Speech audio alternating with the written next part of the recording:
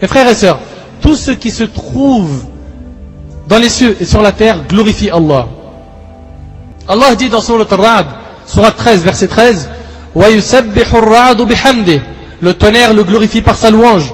Même le tonnerre glorifie Allah. Tout fait du tasbih, tout.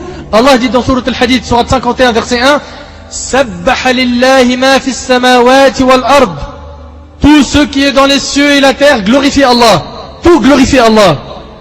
Mais voyons ensemble quelle est la récompense de dire Subhanallah. Tu sais, quand tu apprends la récompense de ces paroles-là, quand tu vas, Inch'Allah, les formuler, quand tu vas les prononcer, ça n'aura pas le même goût. Saad ibn Abi Waqqas radiyallahu anhu rapporte, nous étions chez le messager de Dieu alayhi salatu wassalam quand il dit, qui de vous se sent capable d'acquérir 1000 bonnes actions tous les jours? 1000 bonnes actions. L'un des assistants lui demanda, comment peut-on acquérir 1000 bonnes actions? Il alayhi salatu wassalam dit, il répète 100 fois Subhanallah. 100 fois Subhanallah. Est-ce que c'est dur à faire? Ça prend combien de temps? 100 fois Subhanallah. Tu as du temps libre. Dans ta journée, tu as du temps libre. 100 fois Subhanallah, et cela lui est inscrit comme 1000 bonnes actions ou le décharge de 1000 fautes rapportées par Muslim. En moins de 2 minutes, tu peux avoir 1000 bonnes actions. Sommes-nous motivés pour les gagner? À travers cette adoration, qui est le dhikr, on s'aperçoit que notre vie vaut cher et qu'il ne faut pas perdre 1 minute de sa vie et que se rapprocher d'Allah, c'est hyper facile. Tu veux plus que cette récompense, qui est 1000 bonnes actions aux 1000 péchés qui disparaissent? Écoute avec moi ce hadith. Selon Abu Huraira, radiyallahu anhu, le prophète alayhi salatu wassalam a dit, celui qui a dit 100 fois par jour, Subhanallahi wa bihamdihi, donc Subhanallah, et il rajoute wa bihamdihi. Il rajoute wa bihamdihi. Qu'est-ce qu'il dit le prophète alayhi salatu wassalam? Il dit, il se voit déchargé de tous ses péchés, quand bien même ils auraient le volume de l'écume de la mer.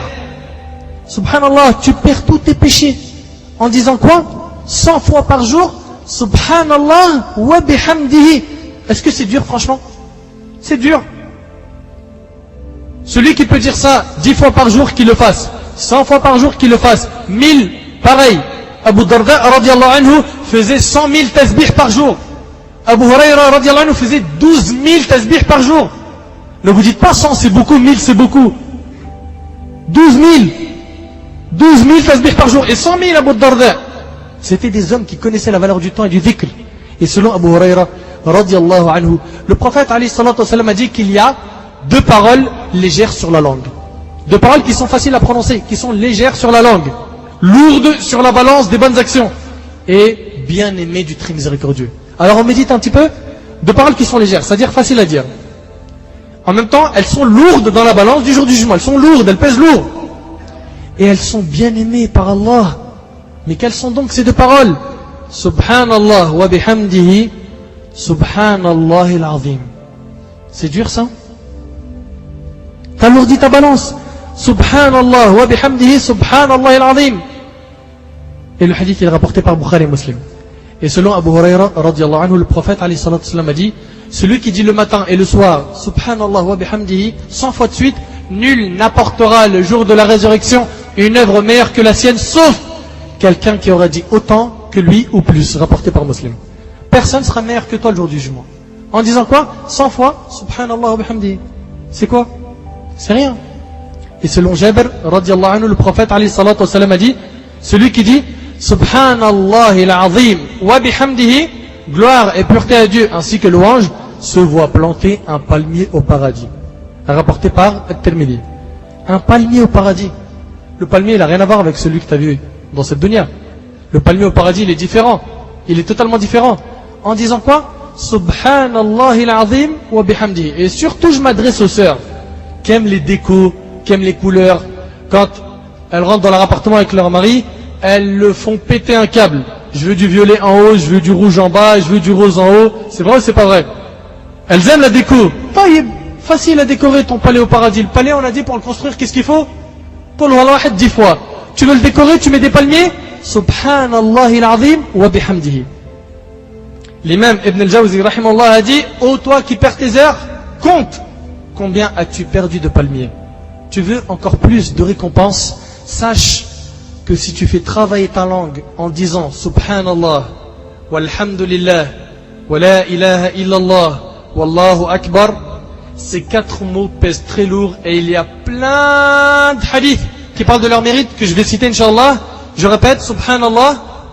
Ensuite, Alhamdulillah, La ilaha illallah, Allahu Akbar. Subhanallah, Alhamdulillah, La ilaha illallah, Allahu Akbar. Tout le monde les connaît. Qu'est-ce que tu gagnes quand tu dis ces 4 mots? Premier hadith. Selon Ibn Mas'ud, radiallahu anhu, le prophète alayhi salatu wa salam a dit: j'ai rencontré Ibrahim la nuit de mon ascension, dans le voyage nocturne. Il me dit: ô Muhammad, transmets mon salut à ta nation et annonce-lui que la terre du paradis sent bon et que son eau est suave. Annonce-lui que le paradis est fait de plaines et que sa sémence consiste à répéter Subhanallah, Alhamdulillah, Allahu Akbar, rapporté par Tirmidhi. Deuxième hadith. Selon Abu Huraira radiallahu anhu, le prophète alayhi salatu wa salam lui a dit de dire Subhanallah, Alhamdulillah, La ilaha illallah, Allahu Akbar, et il lui a dit: il te sera planté pour chacune d'elles un arbre au paradis, rapporté par Ibn Majah et authentifié par le Cheikh Al-Albani rahimahullah. Pour chaque parole, tu as un arbre qui est planté au paradis. Wallahi ajib. Cela veut dire que si tu dis Subhanallah, Allah Azza wa Jal te met dans ton paradis un arbre qui peut être par exemple un arbre de pommes.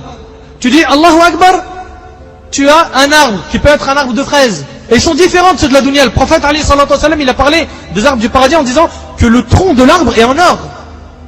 Les branches cachent des pierres précieuses. Et au milieu de tout ça, tu as les fruits. Et tu peux décorer dès maintenant ton paradis en disant Subhanallah, walhamdulillah, wa la ilaha illallah, wallahu akbar. Pour chaque formule, tu as un arbre planté au paradis. Donc, on peut décorer dès maintenant notre palais au paradis en multipliant le dhikr. Mon frère, ma soeur, pas de perte de temps. Il nous faut un maximum de hasanat. Tu vas ou tu reviens de l'école, tu fais du dhikr. Tu vas au travail, pareil. Dans les transports, dans ta voiture, on ne perd jamais de temps. Le musulman ne connaît pas le mot « je galère, j'ai rien à faire ». Ça n'existe pas chez nous, ça. Ça n'existe pas. Car si tu n'es pas en adoration par salat, par lecture de Coran, par aumône ou autre, il y a la langue qui travaille, le dhikr. Une adoration qui est très facile. Si tu veux faire encore plus que cela, dis Surat Al-Ikhlas, celle de Qul Huwallahu Ahad, 10 fois. Mu'adh ibn Anas radiyallahu anhu a rapporté que le prophète alayhi salatu wa salam a dit: celui qui lit 10 fois la Surat Al-Ikhlas, Allah lui construira une maison ou un palais au paradis. Le hadith il est rapporté par Ahmed et il est authentifié par Cheikh Al-Albani rahimahullah. Donc on t'a donné les tuyaux pour le palais au paradis, les palmiers, les arbres de fruits. Qu'attends-tu? Plus tu fais du dhikr, plus tu décores ton palais. Ta destination finale. Si seulement on pensait au paradis tout le temps, on n'aurait jamais arrêté le dhikr. Jamais.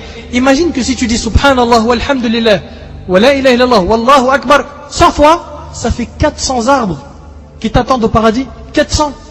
Et wallahi, ça n'a rien à voir avec l'arbre de la dunya. Rien. La ressemblance n'est que dans les noms et non dans la forme. Selon Abu Huraira, radiallahu anhu, le prophète, alayhi salatu wa salam, continue à parler de ces 4 paroles en disant: prenez votre armure contre l'enfer. Prenez votre armure. Tu vas en bataille, tu as besoin d'une armure. Et bien pour l'enfer, il y a une armure. Cette armure, c'est de dire Subhanallah, walhamdulillah, wa la ilaha illallah, wallahu akbar. Car elles viendront le jour de la résurrection comme prélude. Puis elles succéderont. Cela veut dire qu'elles vont revenir le protéger. Elles écarteront de lui le châtiment et elles sont les bonnes œuvres qui persisteront, rapportées par An-Nasa'i et Al-Hakim et authentifiées par Al-Albani rahimahullah. Et selon Abu Huraira radiallahu anhu, toujours sur ces 4 paroles, le prophète alayhi salatu wa salam a dit que je dise, donc il s'adresse à Abu Huraira, Subhanallah, walhamdulillah, wa la ilaha illallah, wallahu akbar, mais préférable à tout ce sur quoi le soleil s'est levé. Ces 4 paroles pour le prophète alayhi salatu wa salam valent mieux que tout ce qui existe sur la surface de la terre. Elles sont faciles. Subhanallah, walhamdulillah, wa la ilaha illallah, wallahu akbar. Qu'attends-tu pour les dire? Subhanallah, walhamdulillah, wa la ilaha illallah, wallahu akbar. Et selon Samura ibn Jundub radiyallahu anhu, le prophète alayhi salatu wa salam a dit: les paroles les plus aimées d'Allah, les paroles les plus aimées d'Allah sont au nombre de 4. Subhanallah, walhamdulillah, wa la ilaha illallah, wallahu akbar. Donc on voit le mérite de ces 4 paroles, il est immense, immense. Et un Nabi alayhi salatu wa salam dit: et peu importe par laquelle tu commences. Peu importe par laquelle tu commences. L'essentiel, c'est que les 4 paroles soient sur ta langue en permanence, rapportées par Ahmed et authentifiées par Al-Albani. Les hadiths sur ces 4 mots sont très nombreux. Et j'aimerais qu'on pense à leur récompense à chaque fois qu'on les prononce. Car c'est ce qui motive. Si on n'oublie pas la récompense de ces mots, on ne connaîtra plus le temps libre. On sera occupé à faire du dhikr tout le temps. parmi les formules de dhikr, on a at-tasbih. Selon la mère des croyants, l'épouse du prophète alayhi salatu wasalam, qui était Juwayriya bint al-Harith radiyallahu anha, le prophète alayhi salatu wasalam fit la prière de l'aube. Donc il a fait salat al-fajr. Puis sorti de bonne heure, alors qu'elle était dans son oratoire. Puis il rentra une fois le soleil bien au-dessus de l'horizon, sans qu'elle n'ait bougé de sa place. Donc son épouse, elle est restée au même endroit. Il lui dit, tu es toujours dans l'état où je t'ai quitté? Elle dit oui. Le prophète alayhi salatu wasalam dit, j'ai dit après toi 3 fois de suite 4 paroles qui, si on les pesait, dépasseraient en poids tout ce que tu as dit depuis ce matin. 4 paroles, ouvrez vos oreilles. Subhanallah wa bihamdihi adada khalqih wa rida nafsih wa zinata arshih wa midada kalimatih. Gloire, pureté et louange à Dieu, un nombre de fois égal à celui de ses créatures. Imagine-toi, gloire, pureté et louange à Dieu, un nombre égal à celui de ses créatures. T'imagines? C'est-à-dire, c'est un tasbih par million ou par milliard. Et ensuite, il dit, sallallahu alayhi wa sallam, suffisant pour le satisfaire, égal au poids de son trône et au volume de l'encre de ses paroles rapportées par Muslim. Dire ces quelques paroles, ça prend même pas 2 minutes. Je répète, Subhanallah wa bihamdihi adada khalqih wa rida nafsih wa zinata arshih wa midada kalimatih. Subhanallah wa bihamdihi adada khalqih wa rida nafsih wa zinata arshih wa midada kalimatih. En disant cette parole, je veux que tu penses à toutes les créatures d'Allah, que tu médites sur cette parole. Mes frères et sœurs, après le tasbih, on a aussi les dhikr du hamd, les dhikr de la louange. Al-hamd, c'est de dire Alhamdulillah. Mes frères et sœurs, Al-hamd est une grande parole. Aujourd'hui, quand quelqu'un dit ça va, tu lui dis Alhamdulillah. Mais on n'est pas conscient de cette parole. On ne sait pas vraiment ce qu'on dit. Al-hamd, tu veux savoir c'est quoi Al-hamd? Remarquez que lorsque l'on dit Subhanallah 100 fois, qu'est-ce qu'on a? 1000 bonnes actions ou 1000 péchés qui partent. Quand tu lui colles le mot Al-hamd, Subhanallah wa bihamdihi, là c'est tous tes péchés qui sont effacés. Donc Al-hamd donne du poids au dhikr. Tu comprends? Subhanallah, tu l'as rajouté wa bihamdihi, ça y est, t'as rasé tous les péchés. Donc ça montre l'importance du hamd. Dire Alhamdulillah n'est pas une petite chose. D'ailleurs, le premier verset de la première sourate commence par Alhamdulillahi Rabbil Alamin. Selon Imran Ibn Hussein radiallahu anhu, le prophète alayhi salatu wa sallam a dit, les meilleurs serviteurs d'Allah, les meilleurs serviteurs d'Allah, le jour du jugement seront ceux qui prononcent la louange d'Allah, Al-Hamidoun. C'est les meilleurs. C'est ceux qui louent Allah, qui disent Alhamdulillah. Le hadith il est rapporté par Tabarani et il est authentifié par Al-Sheikh Al-Albani rahimahullah. Et selon Abu Umama, et ce hadith fait partie des hadiths les plus fantastiques qui puissent exister. Ouvrez bien vos oreilles. Selon Abu Umama radiallahu anhu, le prophète alayhi salatu wa sallam lui a dit, il s'adresse maintenant à Abu Umama, il lui dit, veux-tu que je t'indique ce qui surpasse l'évocation d'Allah jour et nuit? Il va lui enseigner en fait une invocation qui vaut mieux que de faire du dhikr du matin jusqu'au soir. Donc ce dhikr là, c'est comme si 24 heures sur 24 tu étais en évocation. Ouvrez bien vos oreilles. Il lui a dit, dis Alhamdulillahi adada ma khalaq. Alhamdulillah mil'a ma khalaq. Alhamdulillahi adada ma fi as-samawati wa ma fi al-ard. Alhamdulillahi adada ma ahsa kitabuh. Walhamdulillahi ala ma ahsa kitabuh. Walhamdulillahi adada kulli shay. Walhamdulillahi mil'a kulli shay. Qui signifie louange à Allah autant de fois que l'univers compte de ses créatures. Imagine-toi. Autant de fois que le nombre de choses qu'il a créées. Louange à Allah un nombre de fois égal à tout ce qu'il y a dans le ciel et sur la terre. T'imagines le dhikr comment il pèse lourd.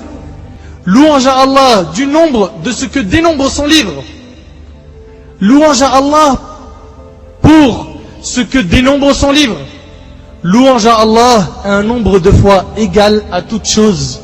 Louange à Allah à contenance de toute chose. Et après le prophète alayhi salam, il dit à Abu Umama, apprends-les et enseigne-les à tes enfants. C'est pas seulement tu les apprends, tu les enseignes à tes enfants. Et le hadith il est rapporté par At-Tabarani et il est authentifié par Al-Sheikh Al-Albani rahimahullah. Ça veut dire qu'il faut enseigner à nos enfants cette formule de dhikr. Parmi les belles paroles, on a aussi Rabbana wa lakal hamd hamdan kathiran tayyiban mubarakan fih. Cette parole a une histoire. Rifa'a ibn Rafi' radiyallahu anhu a rapporté un jour en faisant la prière derrière le prophète alayhi salatu wasalam, il dit en relevant la tête de l'inclinaison Sami'a Allahu liman hamida. Ça c'est ce que le prophète alayhi salatu wasalam a dit. Un homme derrière lui s'écria Rabbana wa lakal hamd hamdan kathiran tayyiban mubarakan fih. Notre Seigneur, à toi la louange, des louanges nombreuses, bénies et bonnes. La prière achevée, le prophète alayhi salatu wasalam demanda qui a donc proféré ces mots que je viens d'entendre? Qu'est-ce qui vient de dire ces mots-là que j'ai entendus? L'homme lui répondit, c'est moi, ô envoyé d'Allah. Le prophète alayhi salatu wasalam lui a dit alors, j'ai vu plus de 30 anges qui se hâtaient, voulant chacun être le premier à écrire ces mots. 30 anges. Ils se hâtaient, voulant être les premiers à écrire ces mots. Le hadith il est rapporté par Abu Daoud et il est authentifié par Al-Albani rahimahullah. Rabbana wa lakal hamd hamdan kathiran tayyiban mubarakan fih.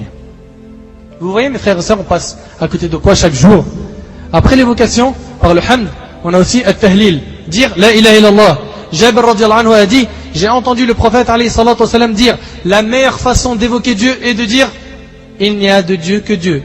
La ilaha illallah. Le hadith il est rapporté par At-Tirmidhi. Et ça c'est la proclamation du tawhid. Et c'est la meilleure chose à prononcer. Et Hani bint Abi Talib radiyallahu anha rapporte que le prophète alayhi salatu wasalam lui a dit la ilaha illallah 100 fois. Celle-ci ne laisse aucun péché et aucune œuvre ne peut la dévancer. Aucune œuvre peut devancer la ilaha illallah 100 fois. Le hadith il est rapporté par Ahmad et il est jugé valide par Al-Albani rahimahullah. Et selon Abu Saïd al-Khudri radiyallahu anhu, le prophète alayhi salatu wasalam a dit ouvrez bien vos oreilles sur ce hadith car franchement vous allez être émus. Moussa alayhi salam qui était un prophète et un messager, il s'est adressé à Allah et c'est écrit dans le Coran qu'il a parlé à Allah. Moussa alayhi salam a dit à Allah ô Seigneur, enseigne-moi une chose qui me permet de penser à toi et de t'invoquer. Allah lui dit ô Moïse, dis la ilaha illallah. Moïse répondit Seigneur, tous tes serviteurs disent cela, apprends-moi quelque chose d'autre. Tous les serviteurs disent la ilaha illallah, moi je veux quelque chose de nouveau. Allah lui a dit ô Moïse, si on met les 7 cieux et les 7 terres et ce qu'ils renferment en dehors de moi dans le côté d'une balance et cette parole qui est la ilaha illallah dans l'autre, la balance penchera alors du côté de cette parole. Le hadith il est rapporté par Al-Hakim ibn Hibban. Il n'y a pas plus lourd, il n'y a pas mieux que de dire la ilaha illallah. T'imagines un petit peu? Cette phrase a énormément de valeur. Elle doit être dans notre cœur et nos pensées à tout moment. En plus de cela, c'est la seule formule de dhikr qui existe que tu prononces sans bouger tes lèvres. Dis subhanallah, tu vas devoir bouger tes lèvres. Tu dis alhamdulillah, tu bouges tes lèvres. Mais la ilaha illallah, la ilaha illallah, la ilaha illallah, la ilaha illallah. C'est-à-dire que tu peux marcher dans n'importe quel endroit au monde, faire ce dhikr, adorer Allah en étant entouré de plein de gens sans qu'ils puissent savoir que tu es en dhikr ou que tu es en train de parler ou qu'ils disent ah, il a des problèmes psychologiques, il parle tout seul, il pense aux factures, sa femme elle l'a battu ou des trucs comme ça. T'imagines un petit peu? Cette parole qui est la ilaha illallah est le secret du renouvellement de la foi. Selon Abu Huraira radiyallahu anhu, le prophète alayhi salatu wasalam a dit renouvelez vos foi. Ils dirent et comment renouveler nos foi au messager d'Allah? Il dit en disant la ilaha illallah, rapporté par Ahmed. Et selon Ibn Amr radiyallahu anhu, le prophète alayhi salatu wasalam a dit la meilleure invocation est celle faite le jour de Arafah. Et la meilleure parole que j'ai prononcée moi et les prophètes qui m'ont précédé est la formule la ilaha illallah wahdahu la sharika lah lahul mulk wa lahul hamd wa huwa ala kulli shay'in qadir. Il n'est de Dieu que Dieu, seul et sans associé. Il a le royaume, il a la louange et il est capable de toutes choses. Rapporté par Al-Tirmidhi et jugé valide par Al-Albani. Donc on voit ici qu'il y a des trésors à encaisser. Des trésors, des millions de hasanats qui nous attendent. Mes frères et sœurs, méditons sur cette parole qui est la ilaha illallah wahdahu la sharika lah lahul mulk wa lahul hamd wa huwa ala kulli shay'in qadir. Il n'est de Dieu que Dieu. Ça veut dire quoi? Ça veut dire qu'Allah il est seul. Il est le seul à donner la vie et la mort. Il est le seul à pourvoir à nos besoins. Il est sans associé. Aujourd'hui, les présidents, les politiciens, les hommes importants ont tous des associés. Par contre, Allah est sans associé, il est l'unique. Allah est l'unique. Il a le royaume. À lui appartient tout ce qui est dans les cieux et sur la terre. Il a la louange et il est capable de toutes choses. Il suffit qu'il dise kun fayakun. Il dit à la chose soit et elle le devient immédiatement. Il est capable de toutes choses. Si dans ta croyance tu as compris cette parole, la ilaha illallah wahdahu la sharika lah, lahul mulk wa lahul hamd wa huwa ala kulli shay'in qadir, rien ne pourra te faire peur. Rien. Rien. Ibrahim alayhi salam n'a pas eu peur lorsqu'il a été jeté dans le feu, car il avait la certitude qu'Allah allait être avec lui. Celui qui dit cette formule, comme vient de citer 10 fois, c'est comme s'il avait libéré 10 esclaves. 10 esclaves, ça veut dire quoi? En supposant qu'un esclave coûte 5 000 euros, 10 esclaves, ça fait 50 000 euros. Sans compter qu'en la disant 10 fois, tu auras 100 bonnes actions. Allah te pardonnera 100 péchés et il t'élèvera de 10 échelons. La preuve, selon Abu Ayyub radiyallahu anhu, quiconque dit le matin La ilaha illallah wahdahu la sharika lah, lahul mulk wa lahul hamd, yuhyi wa yumit, wa huwa ala kulli shay'in qadir, il n'y a d'autre divinité qu'Allah, unique sans associé. À lui la royauté, à lui la louange, et il est capable de toutes choses. 10 fois, Allah lui inscrira pour chacune d'entre elles 10 bonnes actions, l'absoudra de 10 péchés, l'élèvera de 10 échelons, et elles seront pour lui l'affranchissement de 10 esclaves, et une arme du début de la journée jusqu'à la fin, et la personne n'accomplira pas une œuvre qui les dominera, et si la personne les prononce le soir, il en sera de même, rapporté par Al-Albani dans As-Silsila As-Sahiha. À tous ceux qui désirent entrer au paradis, je vous demande de ne pas prendre ce cours, ce rappel à la légère. Ce que je suis en train de dire, c'est d'essayer d'œuvrer au maximum. On est en train d'essayer d'œuvrer au maximum par ce ders. Mes frères et sœurs, je sais que si on nous dit qu'en disant Subhanallah wa bihamdihi 100 fois, vous aurez 1000 euros par mois, tout le monde va le faire. Subhanallah wa bihamdihi 100 fois, t'as 1000 euros par mois. Tu vas le faire combien de fois? Chaque 100 fois, t'as 1000 euros. Et que si on nous dit, celui qui dit La ilaha illallah wahdahu la sharika lah, lahul mulk wa lahul hamd yuhyi wa yumit wa huwa ala kulli shay'in qadir, 100 fois aura 2000 euros par mois, tout le monde va le faire. Mais subhanallah, si pour 1000, 2000 ou 10 000 euros, on est prêt à faire tout cela, qu'est-ce qu'on attend pour faire ça pour le paradis? Qu'est-ce qu'on attend? Pour le paradis, il faut que tu payes le prix. Il faut que tu payes le prix d'entrée. Pourquoi est-ce qu'on ne pense pas au paradis comme on pense à la dunya? Dans la dunya, tout est fait par calcul. Il a même un tableau Excel où il regarde ce qu'il a dépensé, ce qu'il a gardé, les économies, il stocke. Hein, Excel? Certains se connaissent. Mon frère, ma sœur, si tu veux savoir, est-ce que tu fais partie des gens de ce bas monde ou de l'au-delà, regarde l'état de ton cœur pendant que tu es en train d'écouter ces formules d'évocation que je cite depuis tout à l'heure. Est-ce que tu es heureux de les entendre ou pas? Si oui, alhamdulillah. Sinon, c'est que ton cœur est encore dans la dunya et que tu n'as pas encore apprécié ce chemin qui est le chemin de l'islam qui mène vers le paradis. Mon frère, ma sœur, entre avoir 10 000 euros et avoir une montagne en or au paradis, que préfères-tu? Construire dans ce bas monde ou dans l'au-delà? À toi de voir. Après avoir vu le tahlil, la ilaha illallah, maintenant on va voir la récompense, le mérite de prier sur le prophète alayhi salatu wassalam. Abdullah ibn Amr ibn al-As radiyallahu anhu wa an jami' as-sahaba rapporte qu'il a entendu le messager de Dieu alayhi salatu wassalam dire: celui qui prie sur moi une fois en disant Allahumma salli ala Muhammad, il a prié là sur le prophète alayhi salatu wassalam. Celui qui prie sur moi une fois, Dieu priera sur lui 10 fois à cause d'elle, rapporté par Muslim. Dieu priera sur lui 10 fois signifie qu'Allah t'évoquera en faisant des éloges sur toi auprès de ses anges 10 fois. Et sachez que la meilleure prière sur le prophète alayhi salatu wassalam, c'est la deuxième moitié de tashahhud. Allahumma salli ala Muhammad wa ala ali Muhammad jusqu'à la fin. Mon frère, ma sœur, tu sais, si tu pries sur le prophète alayhi salatu wassalam, tu auras de nombreuses bonnes actions. Selon Abi Bardata ibn Niyar radiyallahu anhu, le prophète alayhi salatu wassalam a dit: quiconque de ma communauté prie sur moi une fois en étant sincère, Dieu priera sur lui 10 fois en retour, élèvera son rang de 10 échelons, lui inscrira 10 bonnes actions et l'absoudra de 10 péchés, rapporté par Al-Nasa'i, Al-Tabarani, Al-Bazar et authentifié par Al-Albani. Est-ce que tu sais que quand tu pries sur le prophète alayhi salatu wassalam, Allah il supprime de ta vie tous les soucis que tu as? On a tous des soucis. Et si tu n'en as pas maintenant, tu en auras certainement demain car tu es croyant et Allah éprouve les croyants. Ubay ibn Ka'b radiyallahu anhu rapporte qu'il a dit au prophète alayhi salatu wassalam, ô messager d'Allah, je multiplie les prières, je fais beaucoup de dhikr. Quelle part de ma prière dois-je te dédier? Quelle part de ma prière dois-je te dédier? C'est-à-dire, combien de fois je dois prier sur toi? En disant, Allahumma salli ala Muhammad wa ala ali Muhammad, jusqu'à la fin. Il lui a dit donc, le programme de dhikr là, que j'ai par jour, je veux savoir combien de fois je dois prier sur toi, chaque jour. Il, alayhi salatu wassalam, répondit, à ta guise, comme tu veux. Je demandais, le quart de mon dhikr, je le dédie pour toi? C'est-à-dire le quart de mon dhikr par jour, je dis Allahumma salli ala Muhammad wa ala ali Muhammad. T'imagines? Le prophète alayhi salatu wassalam lui a dit à ta guise. Et il lui a dit si tu fais davantage, cela vaudra mieux pour toi. Bien sûr, lui, il veut faire mieux. Alors il lui a dit les 2 tiers, je te dédie les 2 tiers de mon dhikr. Il lui a dit à ta guise. Si tu fais davantage, cela vaudra mieux pour toi. Il lui a dit alors je te dédie ma prière entièrement alors. C'est-à-dire toute la journée du matin au soir, je ne fais qu'une seule chose, c'est as-salat ala nabi. Il, alayhi salatu wassalam, lui a dit alors Dieu t'épargnera ce qui te préoccupe et pardonnera tes péchés. Rapporté par Tirmidhi. Il t'épargnera ce qui te préoccupe. Il t'efface, il fait disparaître tous tes soucis. Par quoi? As-salat ala nabi sallallahu alayhi wa sallam.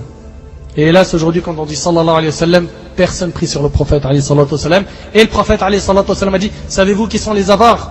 Et il dit Allah et son messager sont les plus savants. Il dit alayhi salatu wassalam ceux chez qui je suis évoqué sans qu'ils prient sur moi. Mes frères et sœurs, prient sur le prophète alayhi salatu wassalam est l'une des causes les plus importantes qui met fin aux épreuves. Cela veut dire qu'Allah t'épargnera aussi tes épreuves dans l'au-delà et pas seulement dans le bas monde.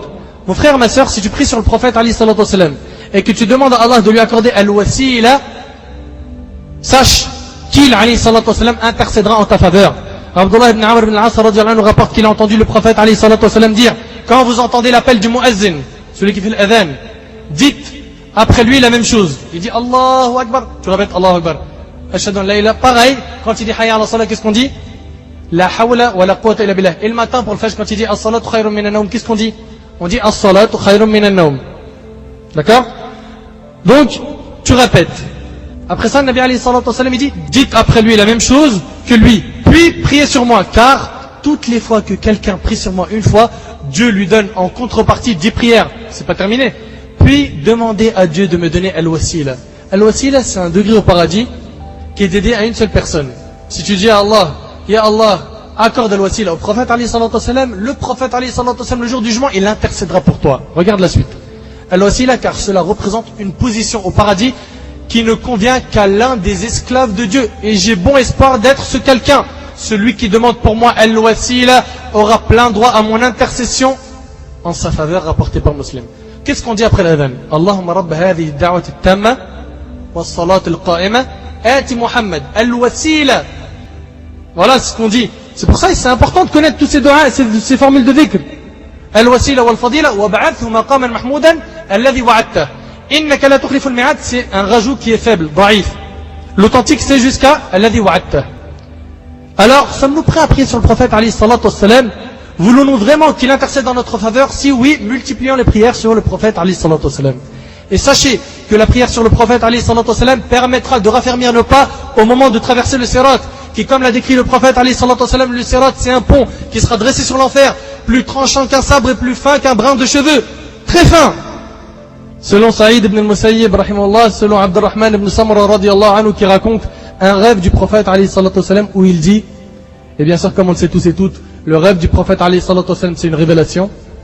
Le prophète alayhi salatu wassalam, il voit en rêve quoi? Il dit, je vis un homme de ma communauté, tantôt rampant sur le sirat, et tantôt s'y accrochant, puis vint à son secours sa prière sur moi, elle le redressa sur ses jambes et le sauva, rapporté par Tirmidhi. La prière sur le prophète alayhi salatu wassalam te sauvera sur le sirat.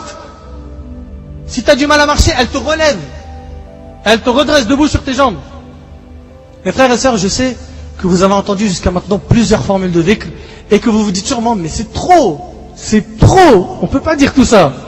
Ce que je vous demande après tout ça, c'est de faire votre maximum. Faites du mieux que possible.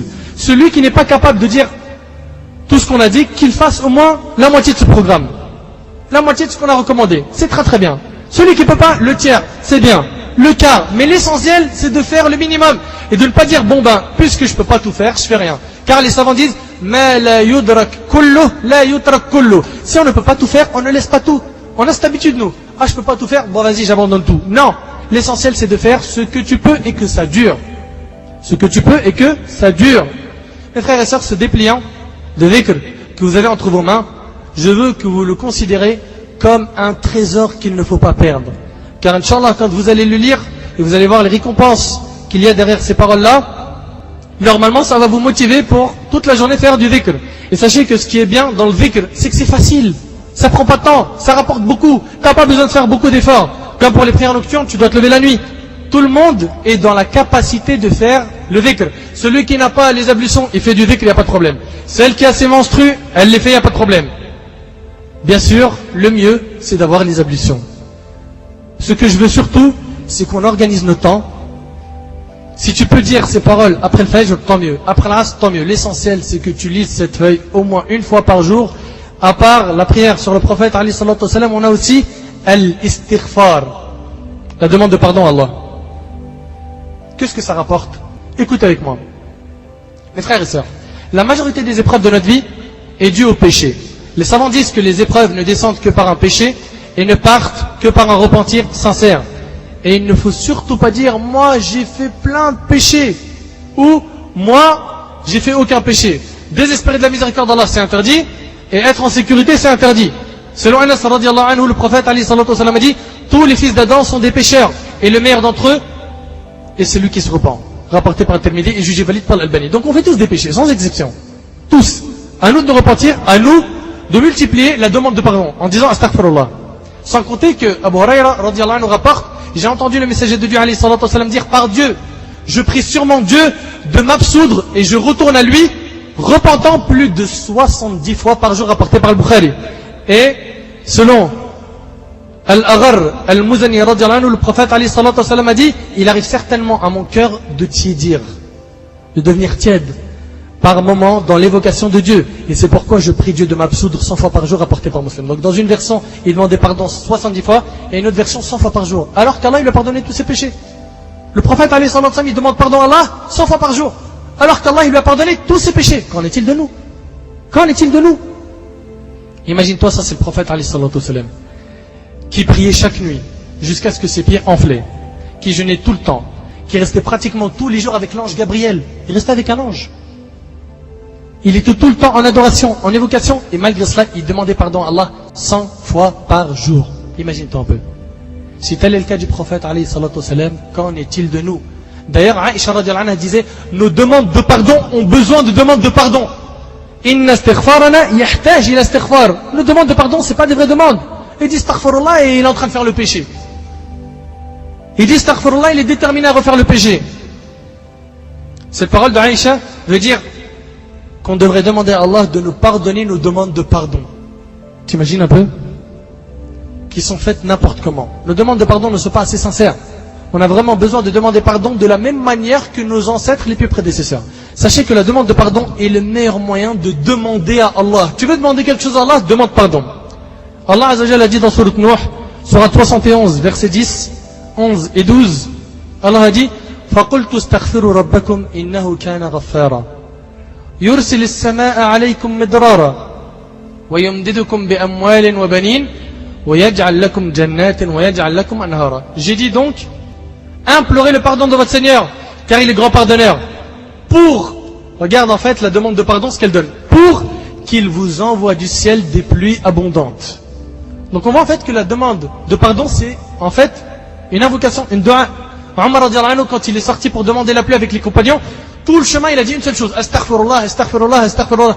On lui a dit mais invoque Allah, demande la pluie. Il a dit j'ai demandé la pluie de la meilleure manière, car Allah a dit implorez le pardon de votre Seigneur, car il est grand pardonneur, pour qu'il vous envoie du ciel des pluies abondantes. Donc en demandant pardon à Allah, la pluie elle descend. C'est pas terminé, et qu'il vous accorde beaucoup de biens et d'enfants. Et d'enfants. Et d'enfants, et vous donne des jardins, et vous donne des rivières.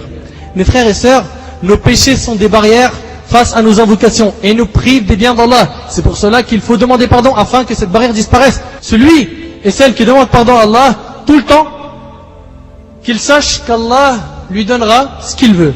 S'il veut des enfants, il en aura. Un travail, il en aura. De l'argent, une épouse, il en aura. D'ailleurs, j'ai reçu un email d'un frère. Il m'a dit, dans son email, ça fait 2 ans et demi qu'il multiplie les doigts, les prosternations, les aumônes, et il n'arrive pas à avoir d'enfant, lui et sa femme. 2 ans et demi. Il a tout fait dans les adorations.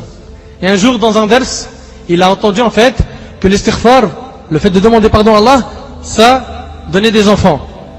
Alors, il dit, j'ai commencé à faire l'istighfar à longueur de journée.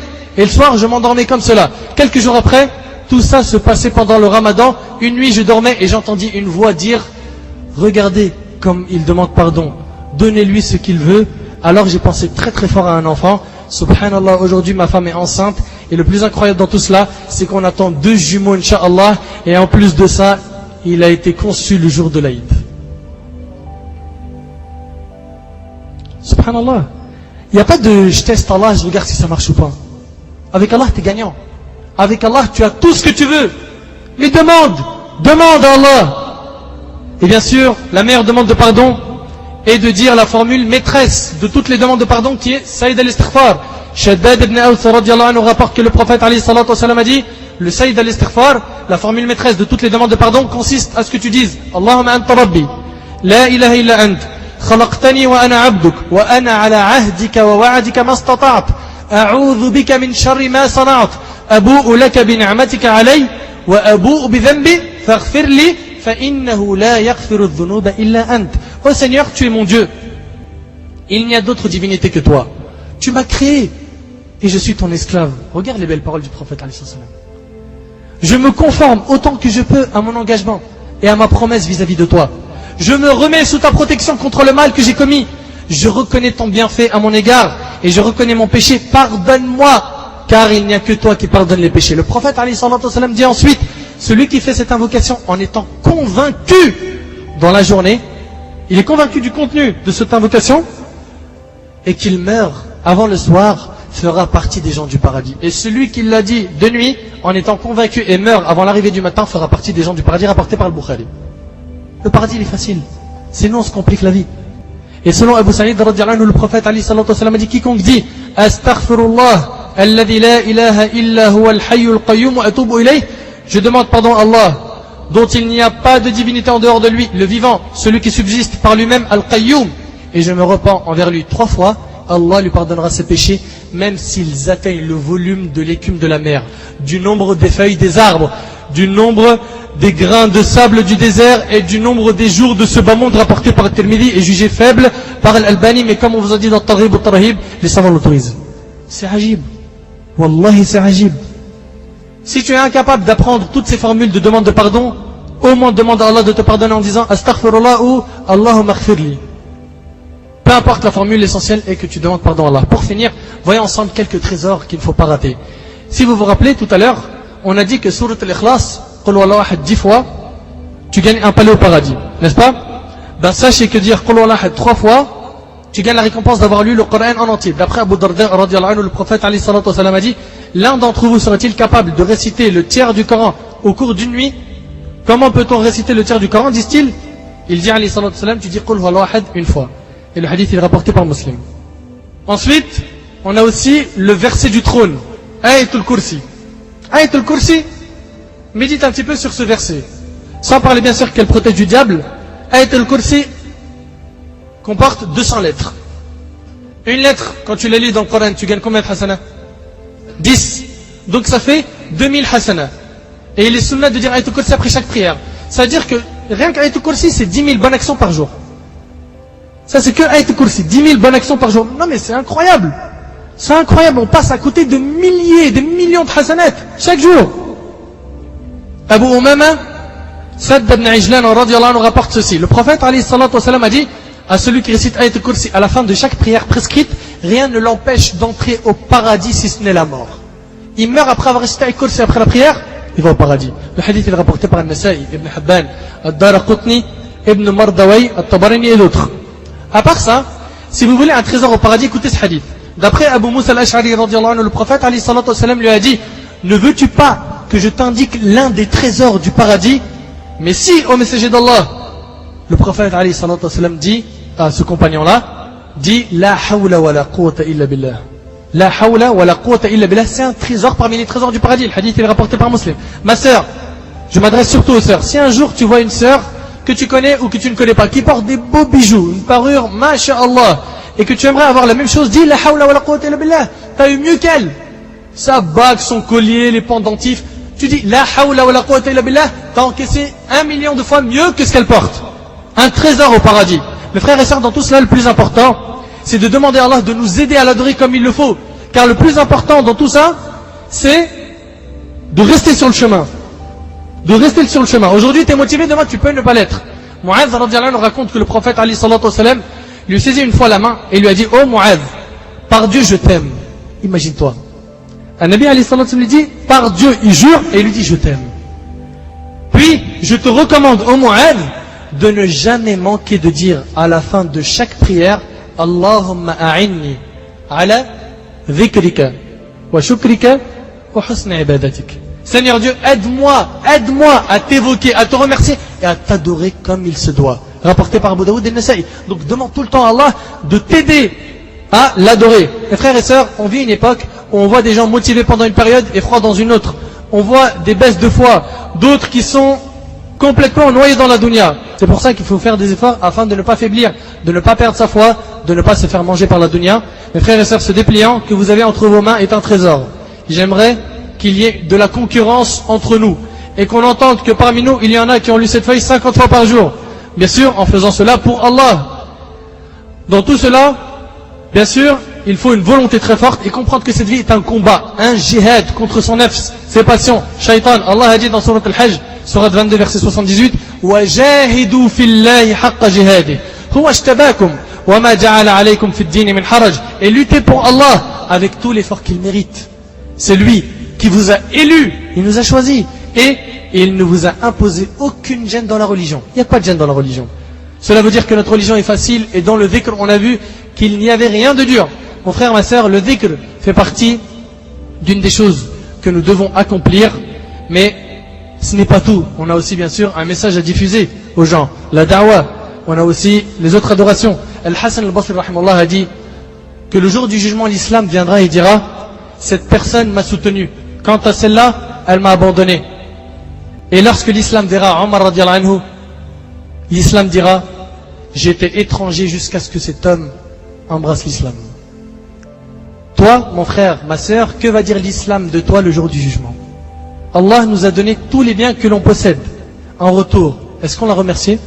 L'avons-nous adoré comme il le faut? Mes frères et sœurs, notre but à travers cette série n'est pas seulement de gagner des hasanats, mais surtout ce qu'il faut, c'est qu'on se rapproche d'Allah au maximum. Cette feuille, je veux que vous la lisez tous les jours et que vous la diffusez autour de vous. Elle sera mise sur le site bi'idhnillah. Diffusez-la bien comme il faut, Inch'Allah. Et sachez que le dhikr fait partie des meilleures œuvres en islam. أسأل الله سبحانه وتعالى أن ينفعني بما قلت وأن ينفعكم بما سمعتم. هذا ما أعلم والله عز وجل أعلى وأعلم. سبحانك اللهم وبحمدك أشهد أن لا إله إلا أنت أستغفرك وأتوب إليك. جزاكم الله خير والسلام عليكم ورحمة الله وبركاته.